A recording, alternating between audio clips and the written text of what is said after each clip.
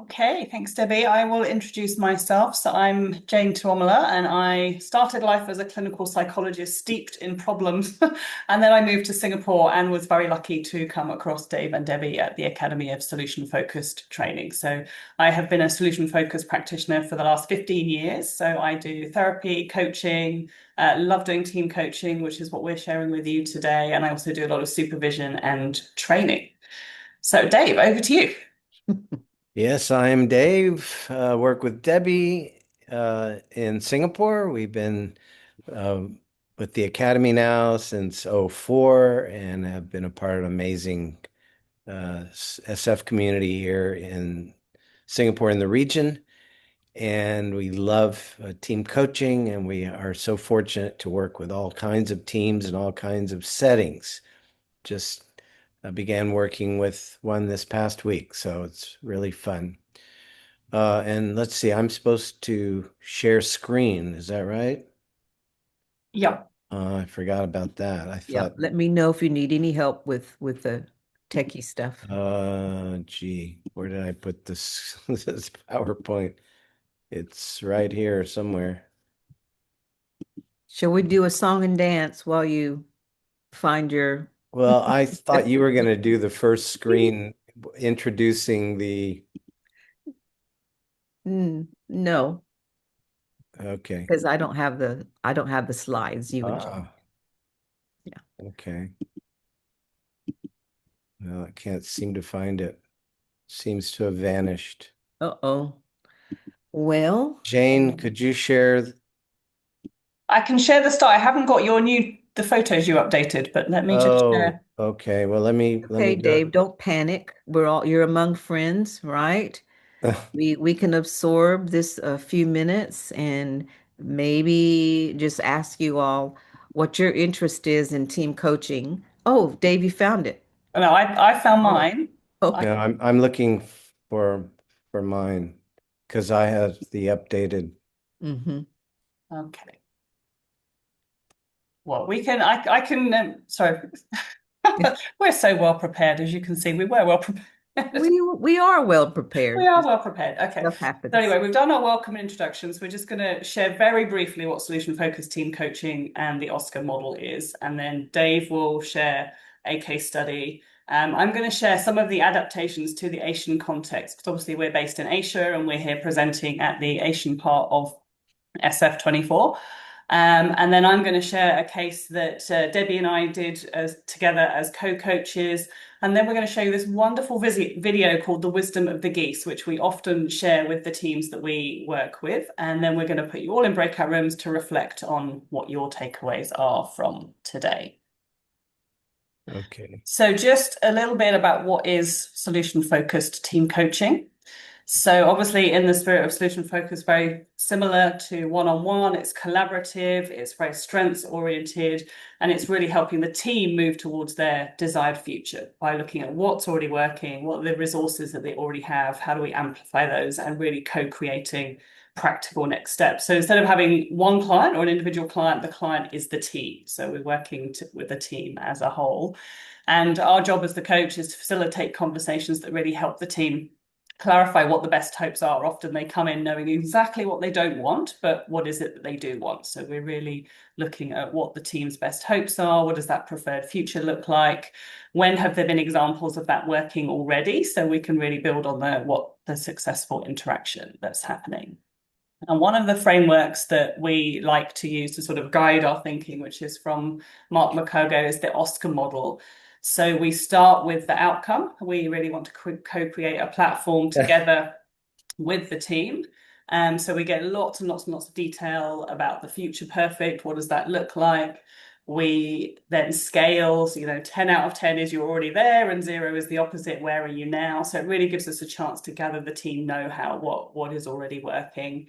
And there's a lot of affirmations, compliments of what the team is doing to really reinforce what they're doing so we can plan small steps that they can take away and make progress over time. And then obviously we review each session as we go along, and then over the follow-up sessions, we look at progress across the sessions.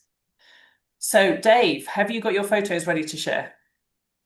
Well, or do you I want to just I talk to the did ones on the list? find the link. My understanding was when we updated the Google thing that it updates it for everybody. No? I'm not presenting from the Google link, I'm presenting from my download. So do you want to just talk Oh, to, you can share whatever you want to share and then tell me when to change slide. okay. Um, I frankly don't know. I have the thing on, but I don't know how to share it now. Okay. Well, let's just go with what we can here. I'm so sorry I'm challenged in this regard. My thing was to share a couple of instances of team coaching, kind of a backdrop to it. Back in '08, I was invited to work with a team that an NGO team that was working in Chengdu, Sichuan province. And this was just after the great Sichuan earthquake that was so devastating for China in May of that year. Something like 87,000 people died in that event. And this team had been in China for a while, setting up an NGO, working in sort of social services and setting up an educational program. And I was asked to work with them after they were sort of recovering from the shock of that event. And um, I remember their boss asked me, "Would you meet with my team, spend a week with them?" And I think they need an infusion of hope. So I flew in. It was kind of a red-eye flight, and they took me to the apartment where we met with the four couples, and I didn't had never met them personally. So I just started by kind of opening my legal pad and asked them, I'm just curious if maybe we could begin getting to know each other. I know you've been here about 3 years. I know you've been through this really rough time, and you could just see it on their faces, and they were just, boy, the stress they'd been through, health challenges, little kids, some of them had. There'd just been all sorts of challenges, just the trauma of having been through all that. Anyway, I said, would it be okay if I just asked you some questions? What's gone well for you since you've been in China? And so they just started saying, well, we learned the language and we did this and we made connections with various leaders and various villages and we've gotten almost fully conversant in Mandarin. And, and after each question, I would say, if it was complicated, I'd say, well, how'd you do that? And then what else? And I remember I kept asking, and what else? And they just kept eagerly sharing other things. And towards the end, and by now it was 2 pages of and what else's. And I remember near the end of that, one of them said, well, and another thing, Bill, when we were first traveling over here, we lost our main leader, dropped out of our process, and we were in almost disarray. But he stepped forward and has been an amazing leader. And you could just see the brightening and the gratitude, and there were tears and smiles. And so what started as this rather dour, dark morning meeting of introduction and uncertainty of what's going to be emerging in the week, it brightened to a, a hopeful thing already. Wow, they realized, man, we have accomplished way more than we realized. And that just stuck with me, how important it is to be curious. And of course, the and what else is not a mechanical sort of question that we ask just rigidly, robotically. Although some might get that impression when you in the Iverson, the brief, as we call them, the Brief Boys coaching book. In the back, they have a little list of all the different SF words, and under what else, they they don't have a definition. They just have what else, what else, what else, what else, what else, what else, what else, 10 times. But at the very end of all their definitions, they do make this statement. And they say, questions lie at the heart of solution-focused brief therapy. And in solution-focused approach, the coach does not tell clients. She asks questions that allows the client to tell herself and in so doing, to reconstruct her world in a way that can make a difference. In asking questions, the coach is not seeking to gain information about the content of the client's answer and thus to become more and more expert on the client and the client's world. Rather, the questions are a provocation to the client to think differently. So we ask questions in essence, not for our benefit, but for the benefit of our clients. And so now I want to switch gears to the remaining pictures. You see here a picture of deal managers from an international MNC based headquarters here in Singapore, one of their centers here in Singapore, and the regional leader of the folks who put together the deals, who serve the internal clients and the external clients to seal deals. They call themselves deal managers. Anyway, the leader of this team had been exposed to solution focused practice, and it invited me to do team coaching with them at their biannual, very special gathering at a beautiful 5-star hotel. I was like, wow, this sounds like fun. And so first I interviewed him, his hopes, expectations. He already had a great team, but he just wanted to be even better. And they were sort of at a stress point. The company was going from selling programs to hosting what they do, their service in the cloud. And at the nexus of all that were these folks from 11 different countries. And so they were going to meet and have this team coaching process as part of their sort of special meetup.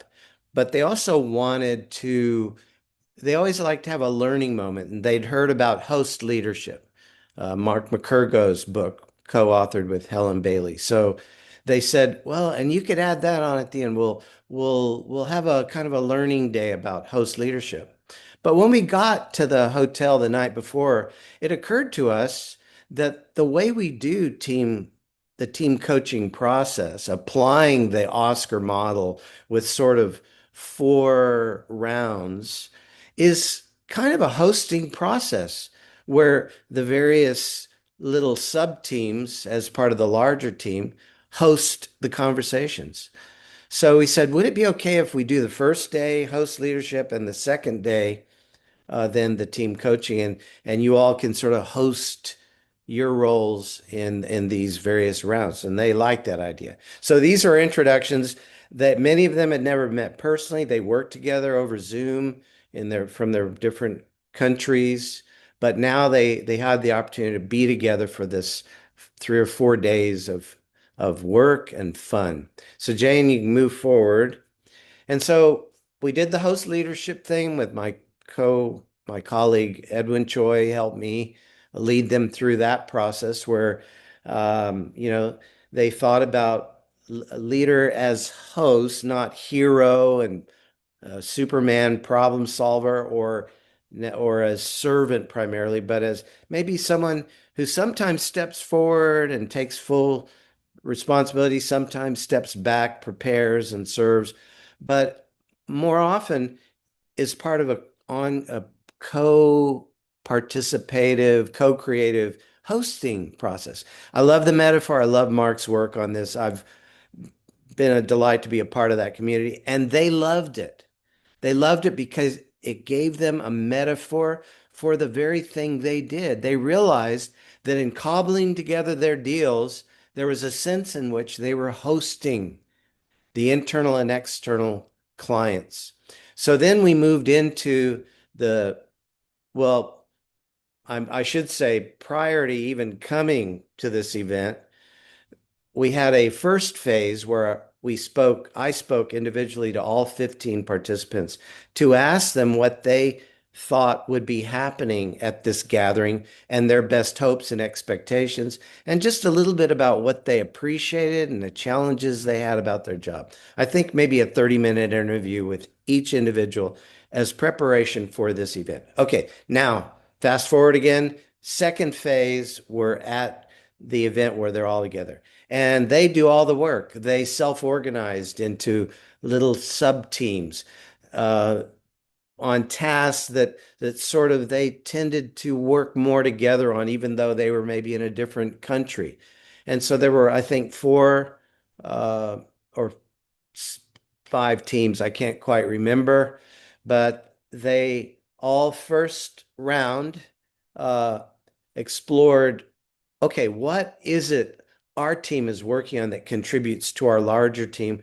And if we were to name this project, what would it be? And why is it important for us and for our larger team and for the company and for what we're all about? So that's sort of the phase one. This is all based on the Oscar model, as Mark McCurgo and Paul Jackson in their wonderful book, Solutions Focus, apply to teams. And it comes out in sort of a four-phase process. So that, or four rounds, I think they call it. And so this was round one for them. And it's like, so what's our project for this coming year? Okay, next picture, Jane. We'll move through this pretty quick. And so they worked on this, and then round two, they imagined their future perfect. Suppose we are spectacularly successful, and at next year's meeting, we're just raving over what had happened, or we're looking at the reviews and the reports, and it's wonderful.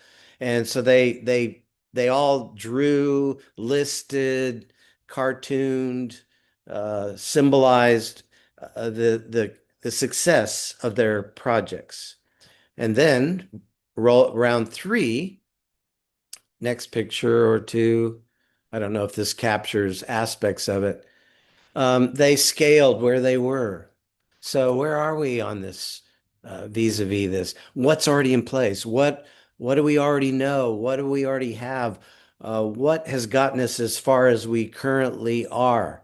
So they all scaled where they were and got clarity about everything that's in place. And I had encouraged them up front to ask each time they did these rounds to ask the question, and what else? And what else? Just shamelessly, and what else each other until they finally said, I think that's about it. I think that's about it. Okay, next. So then finally, the fourth round was just, okay, what do we appreciate about each other and this time together? And what is our next step? Who is going to do the first thing, when, what, where, how? Just the details, the little tiny first steps towards this actual thing. So in essence, that was what happened in that phase two of this three-phase process. The pre-team coaching interview, the team coaching experience, and this led then to the final phase where I met individually with each of them about a month later to ask, what's better? What's better? What difference have you noticed? What else? What else? What else? What else? How have you improved? What do you appreciate about what's happening among you? And at that interview, one of them, the most experienced one in the entire team, longest serving in 16 years she'd been in that role. I loved her comment uh, at the end of our interview. She said, well, you know, for me, this whole process has moved me from miserable to miracle with a big smile. Prior to this, I was handling multiple deals simultaneously with, I felt like Charlie Chaplin in modern times, trying to fix a machine and being a machine, and pieces flying all over the places and not knowing, are we done yet? Are we done yet? But now I think I'm a host and I'm having a party and I know who's in which party and who needs to do what, when, where, and how. And so that was our team coaching experience. Thank you very much. Wonderful. Thank you, Dave. So I'm going to share a little bit about the context that we work in. So obviously I'm from the UK and I moved to Singapore originally in 2008, and I've been here for two separate periods of time. So I've been here 13 years in total. And when I moved here, I was really curious about, well, what's the same and what's different? How do I work in a culturally respectful way? So this is partly where I guess this presentation came from, the book that Debbie, Dave, and I edited together on solution-focused coaching in Asia, and we sort of collected stories from across the region, think, well, how do we work here? What is the same? What is different? So I think, firstly, obviously the region is hugely diverse in terms of culture. Even in Singapore, we have multiple different cultural groups here. So obviously we have to be sensitive to that, especially as Dave was sharing, working with a team from across the region. So we need to be able to be very sensitive and flexible. And I think there are some shared values here. For example, it is a generally collectivist culture. It's really important in terms of how the team is functioning together, having team harmony, really making sure people save face. We don't talk, people don't talk about their problems. Here it's doesn't feel safe, especially in a team setting, to go, actually my boss isn't doing this well, or my direct report isn't doing this well. That doesn't work very well. People aren't going to be wanting to share that or be honest. And also, in terms of sort of, given it's quite a hierarchical culture, if we come in as coaches, we're often seen as the experts who are actually coming in to train and tell people how to be a good team. And obviously in the solution focused approach, that is not how we work. So I think the solution-focused approach in general is a really good fit for the culture here, because we're not talking about problems. We're really focusing on, what does the team want? What is their preferred future? What is working already? So it really creates that psychological safety from the get-go. People don't have to lose face by sharing what their concerns are. And we're sort of really trying to build that engagement process through getting shared goals, taking kind of one step at a time, which really sort of aligns with the values. And there's a lot of things that we can do. Dave talked about having individual conversations with each team member, which is how we always work when we do team coaching. And what that does is it allows us to get to know each person individually, so they can get to know us. Because although we're sort of almost automatically given that credibility from our expertise, we have to earn that as well. So it's useful for them to get to know us, but we can then share, well, we're not the expert in what they should do. We bring in some expertise about the facilitation process, how to help them, but they're the experts. They're the experts in where they want to go and what they're doing well already. But it also does allow those concerns to be voiced, so they can share the concerns with us. But what we then do when we bring that back to the team is bring themes, and we're very clear how we organize that confidential process, that we're going to share some themes that might be useful for the team to consider. And what we can do in that process is reframe those, as we don't say, well, the team are feeling that they're really dysfunctional and nothing's working. We might say the team would like to be more effective. So we can already bring in the solution focused language with how we're sharing that back to the team. And also when we do our sort of the way that we work with teams is really doing a mix of small group and pair exercise to bring the energy up, get that safety before we share as a team as a whole, so that therefore nothing is attributed to particular individuals. And even in things like when we do the ground rules, I went to some corporate training recently, where the slide was follow the rules and then listed the rules. And I'm like, oh, that's not how we work. We co-create the rules with the team. What are the ground rules that we all need to feel safe? So that very much comes from the team, not from us coming in to that process. And I think that, obviously language is important, but metaphors, there's a lot of cultural metaphors, the journey of 1,000 miles starts with a small step, and that really fits with the solution focused approach. So we can bring those metaphors in a way that sort of resonates with people, and really focusing on their best hopes and what's shared. And I'll share an exercise that we often do with teams called positive gossip, which is where people sort of share like what they appreciate about each other. That is not culturally normative. It's a very generally kind of modest culture. We don't sort of give effusive praise and feedback. So that can be really uncomfortable for people. So again, it's how we introduce these exercises is really important, saying, we know this is uncomfortable. We know this is not normal. I'm from the UK. If you get given a compliment, the correct social response is to self-denigrate. So we're not very good. We're not very good at it either.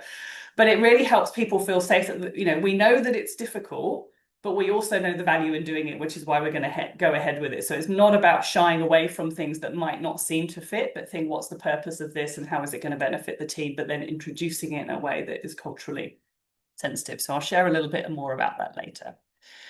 So I just wanted to share a project that Debbie and I wrote up for the book, which is a healthcare organisation that we worked with a team of managers of managers across a really large government hospital here, called they named it Project Big R.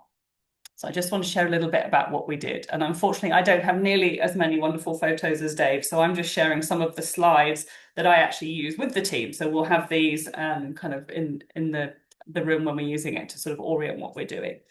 So obviously we had the individual calls where we find out what are their best hopes. How is it, they're all busy people who have often crisis caseloads to manage. They're taking time out of their day. What is going to make this useful for them? So we've already done the pre-work on how is this day going to be useful? What are their best hopes? What are they already noticing about strengths? So they're already coming into that team coaching space primed with the kind of questions that we're going to be asking so that they can look for useful information to move forwards. So as I said, we start off with the ground rules. So this isn't something that we set, but we ask them in small groups to think, what ground rules are important for us all? How do we manage different views and conflict? Because there are going to be conflicts and different ideas. That's normal in any team. So how do we honor that? So let's almost problem solve before we get to that point. How do we listen respectfully? And obviously with SF, we ask people to come up with details, not just let's respect each other, but what does that actually mean? It might mean listening to you when you finish your sentence before I then offer my perspective. So really getting the details so they've got buy-in to how we do what we're doing together. And we also talk about confidentiality because sometimes it's really important what happens in team coaching stays in the team that's there. Sometimes we need to communicate it upwards or downwards. So we think beforehand who's going to share what and how. So again, there's that psychological safety. So they come up with these. I just post them because there's this one I love here, the heart. Somebody just put listen with love. And I think that's sort of just to me embodies how we listen in the solution-focused approach. So then we talk about best hopes. So again, we get them to do it in small groups and then the big groups. So what are your best hopes for the team? If this is a valuable, useful experience, what are you hoping for? What would be different in your day-to-day work? So we get them to sort of, for example, do post-it notes. And then each of the small groups comes and puts them all together on flip charts. And then they stand there as a team, organize them, because there's obviously a lot of commonalities between the small groups, and prioritize what is your, the goal that we most need to start with together. And then we get them to choose a name for the project. So they came up, all of them happened to come up with all these wonderful words that all started with R. And then somebody went, why don't we call it Project Big R? So this was a theme. Part of it was about how they work together in terms of redefining our goals, really sort of refresh and revamp what it is we do, but also in terms of self-care, how do we recharge and, look after ourselves as a team. It's a very, they work with very complex clients, have big caseloads as well as their management responsibility. And I guess solution focus, while we don't focus on problems, we're not problem phobic. So we do really need to take into account what are the team's concerns and challenges and how do we do that in a way that kind of is useful to the team. So we ask questions like, what must we be careful to get right as we move forward? What concerns do you have that we need to take into account so that they can see that we're taking their concerns seriously? We're not just pretending this is all fine and let's move forwards, but how do we do that in a way that honors that, but still focuses on where they want to get to? And once we've got that, we obviously do a miracle picture. So we get them each to do this individually. So we give them all a piece of flip chart paper to draw. All right, I'm so not artistic, so I hate drawing. So I always tell people, you can draw, you can write, but I'm always so impressed by how creative people are. People often do these amazing pictures of where they see the team, and then they all get to share those. And what we then do is reflect. And I think this is where things really shift for the team, because often they felt like they were often against each other, or that, there's competing, KPIs and demands on your time, but everybody shares their picture. There's almost so much more in common than there are differences. And people are so kind of, well, we're all on the same side. We're all on the same team here. We all want the same thing. We might have slightly different ideas about how to go about it, but we find it really brings the team together to do this and share their reflections. And then we scale, where are they already? So what we often do is do it like in the room, sort of getting people to line up along the wall. So 10 is one corner of Project R has come to fruition and everything you hoped for is already happening, and 0 or 1 is nothing. Where are they? So we get them to sort of have small conversations with the neighbours, whoever's next to them on the scale, and then share. And what was really interesting with this team, so this was the 0 corner, and over here on the right of the screen is the 10. And so lots of people were kind of in the middle, but we had one person who was absolutely rock bottom. And often this is the only time it's ever happened that I've done had somebody on 0. But often what we do when there's people lower on the scale, we might ask the people higher on the scale, what are you noticing that maybe some other people are not? How do we, draw people's attention to what's working? But we also can't dismiss this, so that this team was a real mix of people who'd been there, say maybe less than 2 years, who were really excited, quite young, enthusiastic about change, and then people who'd been there for a really long time who are like, this is a big government hospital, there's a lot of bureaucracy, there's a lot of change that, or people, change we get told to do and then nothing happens and it's really demoralizing. So what we tried to do is bring her voice in a useful way of, what is it you're concerned about, that, how do we respect the change process in a way that feels both, we contain the optimism of those who are optimistic, but also, ground this in the reality of the setting that you're in. So how do we ask questions in a way that, again, is useful, not why you would a 0, but how, what are you seeing that's useful to those who haven't been here as long? What do they maybe need to know about how to embed change in a way that's useful? So we were really able to use her voice usefully in that, because it would have been very easy for her to disengage, shut it off, walk away, not turn up, etc. And we want everybody to be on board with the change process. So once we've scaled where they are now, we look at next steps. Imagine you're 1 point higher. What would that look like? And then Kirsten Deerolf, in her wonderful book, Solution Focused Team Coaching, has this, she calls it like the 3 or 4 S's. Somebody should do something at some point. Everybody's very good at going, yeah, somebody else should do that. So we really want to get people to buy into what are they going to do? What small step will each of them to commit to take the team forwards? And then we do this positive gossip in a way of affirming people. So we get people to sit in groups of 3. So we have one person sitting with their back and then the other 2 gossip about, you can do it in, groups of 3 or 4, depending on the numbers. And we get them to have a conversation about their colleague, sharing things like their strengths, what's made you confident about working together, what do you appreciate, might be things you've heard from other colleagues about this colleague, or something that you valued about the workshop. So this is how they kind of sit together, and then they all take turns so everybody gets to hear it. And like I said, this is the one we have to introduce carefully and say this might feel really weird. Often there's a bit of silence at the beginning. Once they get into it, they don't want to stop. We often have tears. We had one of the men in the group crying because he was just like, I didn't realize my colleagues noticed me. People don't say to each other what they appreciate. And it was so powerful. We only normally do this once in this way at the beginning, and then have other exercises in the other team coaching sessions, but they love this so much, like, can we do it again? Can we do it again? And what came out, so I'll just move on to the next slide. What came out between the first session and the second session, they sent us this message. They'd loved it so much. They created a feel-good board in their office where people the idea was posting compliments about each other on the board. This is now a whole wall in the hospital. So over time, this has increased and increased because people really appreciate being appreciated. So I'm just aware of time. I'm just going to skip through second session and third session very quickly, and then we'll show you a video and go into breakout rooms. So obviously we want to review with the team what worked well, and we very much co-construct the process, not just the content. So we ask them, what worked well in our last team coaching session? What do we want to keep today? What do we want to change? Because that's really useful. We're meeting the team with the kind of exercises that we're doing.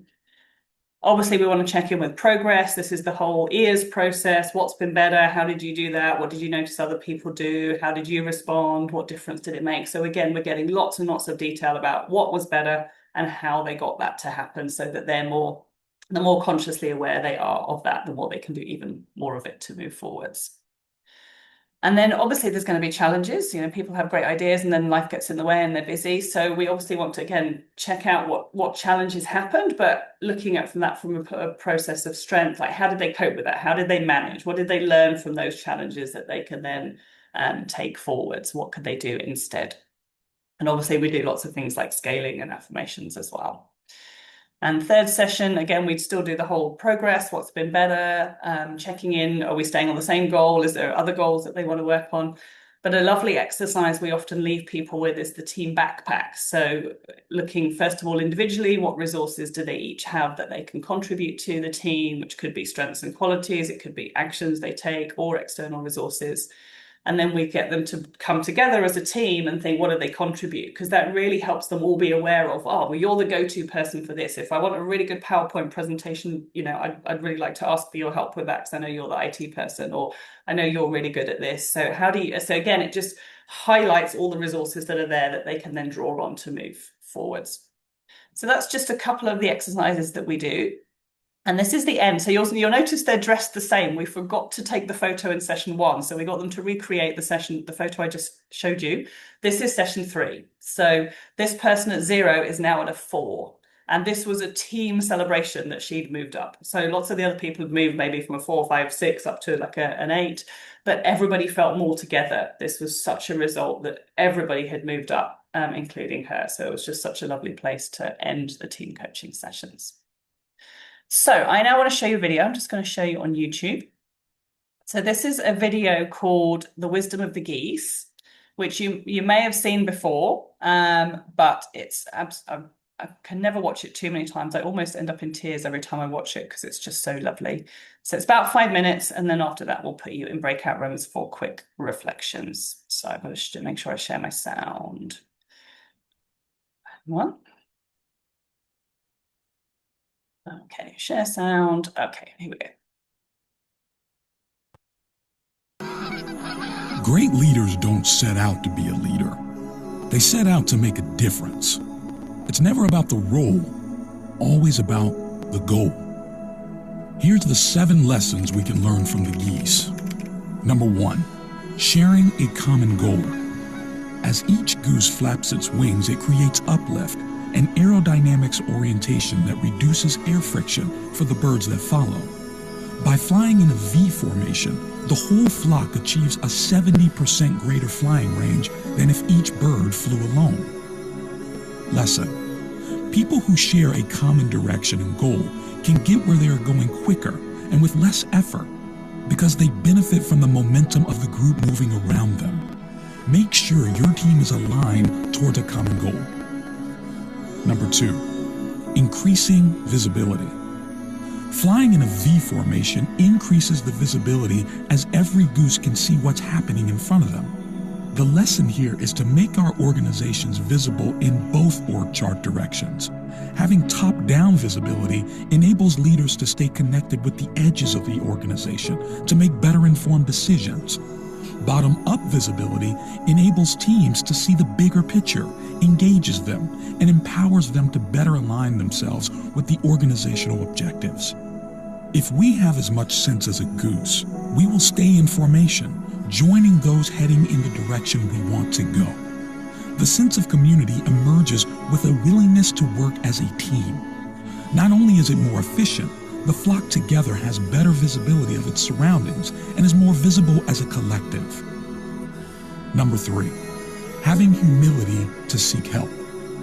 When a goose falls out of formation, it suddenly feels the friction of flying alone. It then quickly adjusts its mistake and moves back into the formation to take advantage of the lifting power of the bird immediately in front of it. Lesson: be humble to admit the challenges we face and to seek help as soon as we get stuck. This humility will enable you and your team to move faster and achieve more. If we have the sense of a goose, we will openly and confidently acknowledge when we need help and gratefully accept the support that is offered, and will fly harder to stay up with the flock so we can all go longer distances with ease.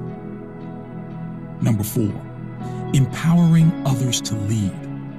When the lead goose in the front gets tired, it rotates back into the formation and allows another goose to take the leadership position. Lesson: empower others to also lead. Micromanaging and keeping tight control will burn you out. It will also disengage and demotivate others around you. People have unique skills, capabilities, and gifts to offer. Give them autonomy, trust, and a chance to shine, and you will be surprised with the outcomes. Number 5, always recognizing great work. The geese honk to recognize each other and encourage those up front to keep up their speed. Lesson: make sure we praise people and give them the recognition they deserve. Lack of recognition is one of the main reasons team members are unsatisfied at work and quit. It's very common for people's efforts to go unnoticed by their peers in a busy and fast-moving work environment. However, remembering to constantly provide recognition and encouragement is vital and it keeps teams motivated to achieve their goals. Number 6, offering support in challenging times. When a goose gets sick or wounded, 2 geese drop out of the formation and follow it down to help and protect it. They stay with it until it dies or is able to fly again. Then, they launch out with another formation or catch up with the flock. Lesson: standing by each other in difficult times.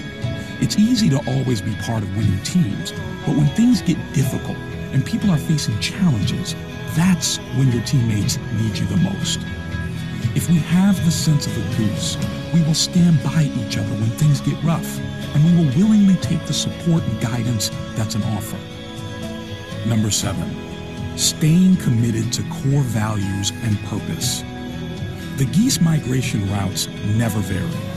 They use the same route year after year. Even when the flock members change, the young learn the route from their parents. In the spring, they will go back to the spot where they were born. Lesson: stay true to our core values and purpose. Strategies, tactics, and products may change in order for an organization to remain agile, but great companies always stick to their core purpose and values and preserve them with vigor. If we have the sense of a goose, we will recover and regroup and resume formation with the greater team headed in the direction that we want to go, and we will stick with the plan until we succeed. Thanks for watching this video. Share inspiration. Okay, so Debbie, if you could organize the breakout rooms. Yes, I have organized into groups of 3 and 4 because we have an uneven number. Fantastic. And I'm just going to I've pop set it up. in the chat. Sorry, I've set it up for I think it's 7 minutes. Let me just double check. Wonderful. So we're going to ask you Yeah. 2 questions. So what inspired you from today, and how will you take these ideas forward? So it may be that you are a team coach and you may use it in your team coaching. It may be being part of a team or even with your family. But we'll leave you to have some discussion with each other, and we'll see you back shortly. Okay, I'm trying to set up the time.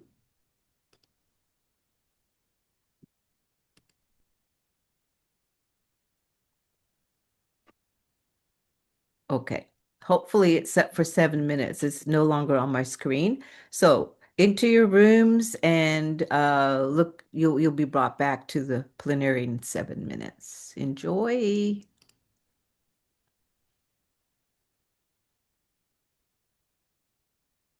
Nope, it looks like there'll be closing in 1 minute, so I didn't set it up. Wonder if I can extend the time. No, I think you have to bring them back and start again. Okay. Yeah.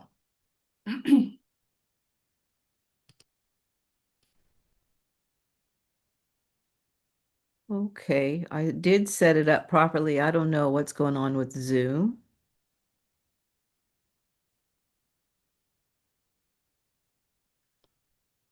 I think some people left. It looks like some people left, but in any case, I have to wait till everybody comes back to set up the room again.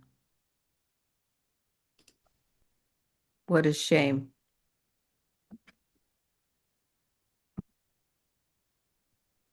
Hey, Stefan, sorry about the Zoom issue. Still 10 more seconds and then I'll be coming back. We're used to that. Yeah. No point in getting upset, you know. It just happens. Yeah. Apologies, everyone. We are going to reset everything to make sure the timing is correct. Thank you for your patience. So it should be 7 minutes. Now, just make sure. I think some people have left. It looks like some of the rooms have different number of people. That's okay. So enjoy whoever shows up. But okay, I see Stefan. I'm going to add you because you're all by your lonesome. All right. Now there should be other people in your room. See you all back in 7 minutes.